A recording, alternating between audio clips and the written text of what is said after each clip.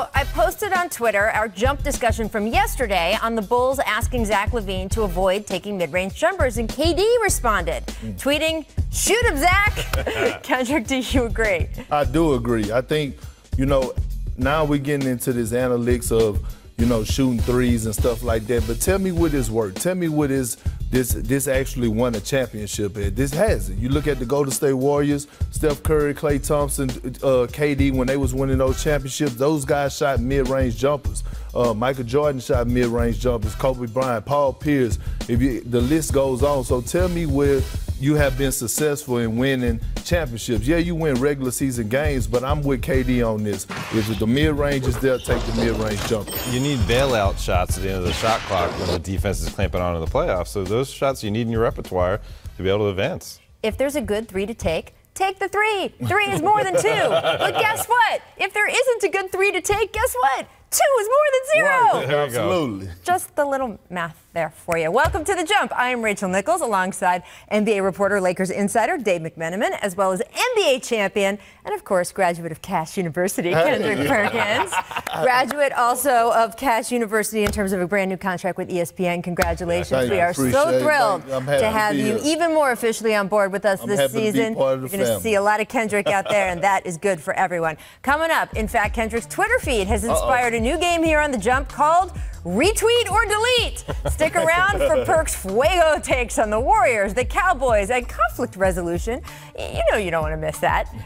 First, though, so you can imagine that when the schedule makers set up the Lakers and Warriors preseason game at Staples Center last night, they dreamed of a rollicking evening where Steph Curry and Draymond Green battled LeBron and Anthony Davis.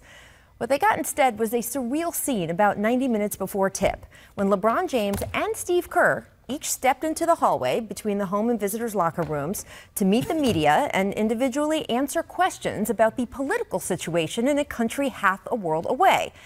And yet, that's what the NBA has become over this past week. Most of basketball drowned out by a referendum on free speech, human rights, political opportunism, and the weight of financial profit.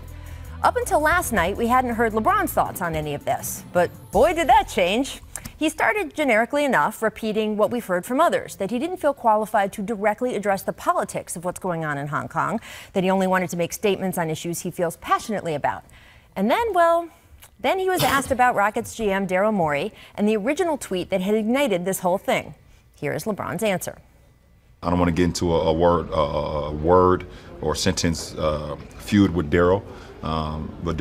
Morey, but I believe he wasn't educated on the situation at hand, and he spoke, and so many people could have been harmed, not only financially but physically, emotionally, spiritually. So just be careful what we tweet and we say and what we do. Even though yes, we do have freedom of speech, but there can be a lot of negative that comes with that too. The comments sparked a backlash pretty much the moment LeBron made them. Here's a tweet from Florida Senator Rick Scott. Quote, "Clearly King James is the one who isn't educated on the situation at hand. It's sad to see him join the chorus kowtowing to communist China and putting profits over human rights for Hong Kong." We also got these tweets from the Celtics' Enes Kanter, who himself has been extremely outspoken on the politics of his native Turkey.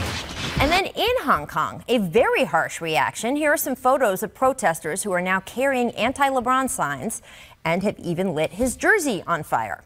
LeBron has tweeted himself to try to refine his position, saying, quote, "Let me clear up the confusion. I do not believe there was any consideration for the consequences and ramifications of the Morey tweet.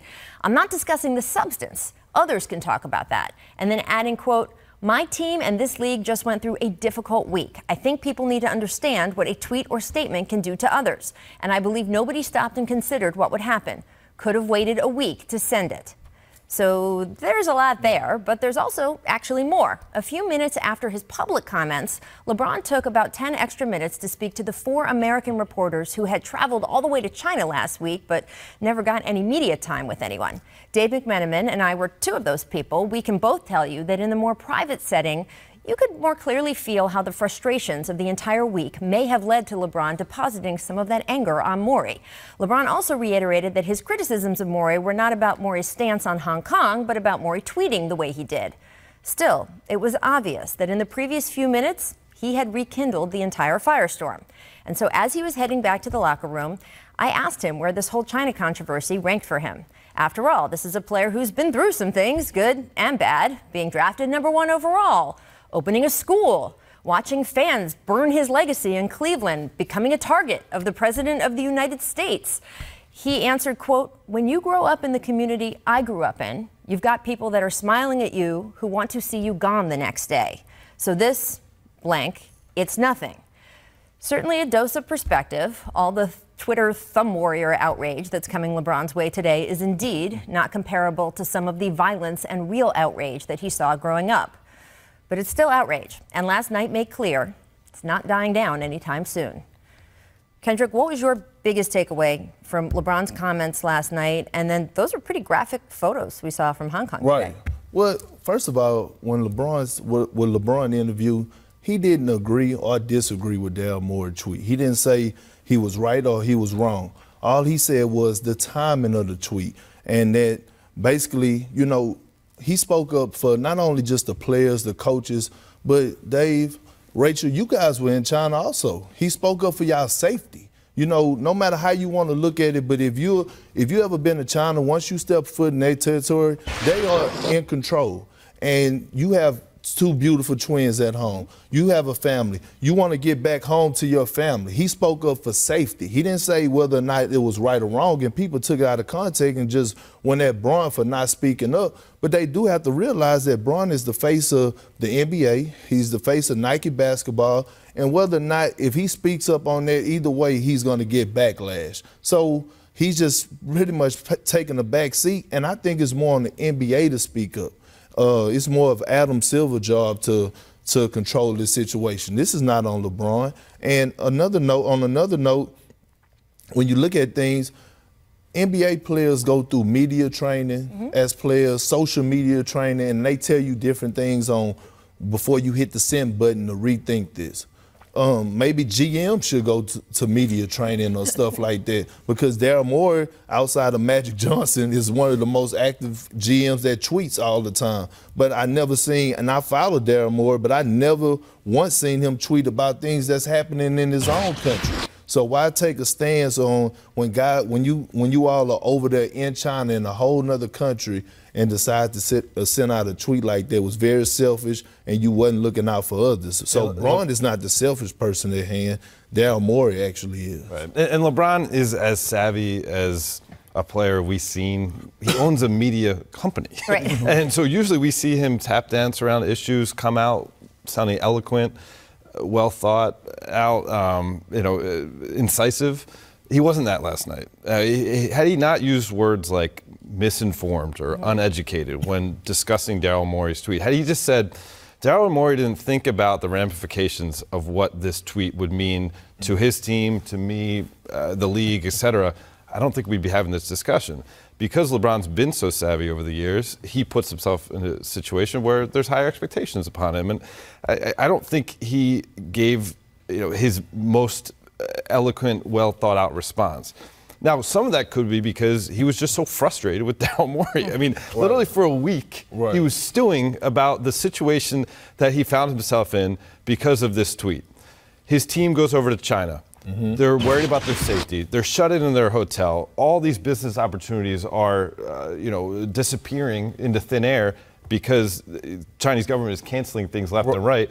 Meanwhile, LeBron has a chance to be in a meeting with Adam Silver the day before the game was played in Shanghai. And quite pointedly, he said to Adam Silver, I'll paraphrase, you know damn well if a player made a tweet like this or made a statement like this, there would be repercussions that was coming from the league. Absolutely. And the response he got from Adam Silver was, I am going to defend the freedom of speech that Daryl Morey had, even if it had an unintended fallout like this had.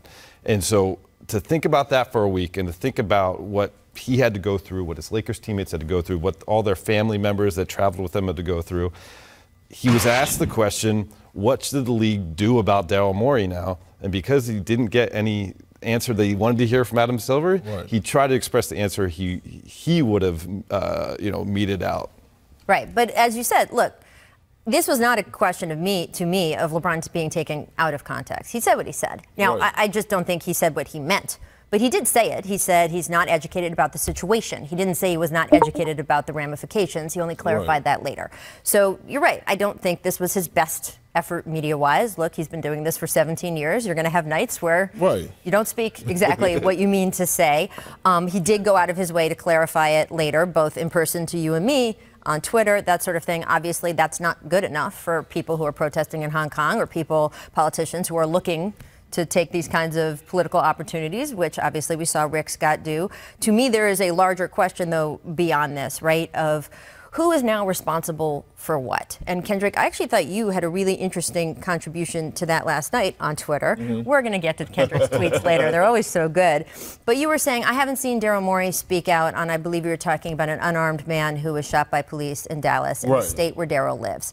And it just sort of sparked a question for me of, if you make any comment, if you're an NBA player or a GM or coach, and you make any comment on any kind of social issue, do we now expect as a society for you to have to comment on everything? Are we going to ask Daryl Morey to comment on what's going on in the border of his state in Texas, even though that might have political ramifications too? I'm not saying that we should. I'm not saying Daryl Morey should have to answer for that. I'm just curious if we've crossed a line with athletes where we now feel that athletes, coaches, GMs, have to comment on everything if they're going to speak about anything. Have we gotten to that point? I don't know. No, we haven't. And to be honest, Rachel, I was just making the example. And my thing was that my question to Daryl Morey is why? Like, I never heard you tweet so many things. You respond to people on Twitter. And at this point in time in China, why did you feel the need to speak up and say something when I never heard you speak up about all the things that's going on in America? It wasn't just that one situation that happened in Dallas. It's everything that's going on in the United States. I never once heard him speak up on anything. So why at this moment you decide to speak up in China when we over there in China, you guys are in China, the players are in China, and China is one of our biggest, they're one of our biggest supporters in the NBA thing. And it's not all about money, but at the end of the day, like I said, y'all were on their territory, and the safety was the key part. You needed to get back home to your families, and my thing was just why. I never seen you tweet about anything else, and you're right. You don't have to, in my opinion, you don't have to tweet every time something happens. But if you look at Greg Popovich, if you look at Steve Kerr, these guys tweet about everything that goes on in the United States. We'll talk about consistent. It. I don't know if Greg Popovich is tweeting, but not tweeting, but he's talking about it. But he's consistent with it. Yeah. So how all of a sudden Daryl Morey, you decided to step in, it was just confusing to me, and it was just at the wrong time. And I'm with LeBron. If it was a player, they would have got penalized in some type of way. And I think just like players go to media training, social media training, also the GMs need to start doing it too. Slippery slope if we expect them to continue to speak on any issue. The problem that I see here is, where does this end? And is this going to be something? Apparently we will be talking about this story until the end of time. This could be something that's attached to LeBron's legacy forevermore. Yeah. Absolutely. I'm personally not sure if it was a player, they would have been punished just because of the sensitivity around the situation and sort of the groundswell of support for freedom of speech that we've seen in this country. I think if it was a player, they would be getting the same support from the league as Daryl Morey has been getting. That being said, to your point, to LeBron's point, players certainly do get in trouble for things that they say on social media, and that line is always moving. And it is hard, I think, and frustrating for players sometimes to understand. I have a feeling we'll talk about this story again, but for right now, coming up, we're going to talk about Mark Cuban. He called his team the Gen Z Mavs to the ringer. Will Luka and KP be able to fill the shoes of the Gen X great Dirk Nowitzki? Also, Zach Norvell's ankle breaker on Jordan Poole got Professor Bodmer back in the lab searching for the most disrespectful preseason plays of all time. You're going to like this. Keep it locked to the Jump.